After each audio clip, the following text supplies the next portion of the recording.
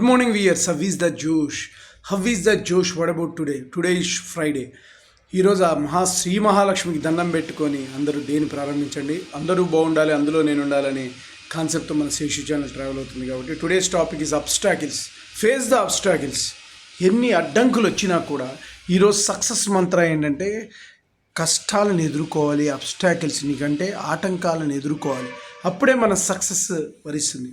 ఈరోజు సక్సెస్ మంత్ర 48 గురించి ఏం చెప్తున్నానంటే you have to face the circumstances according to that.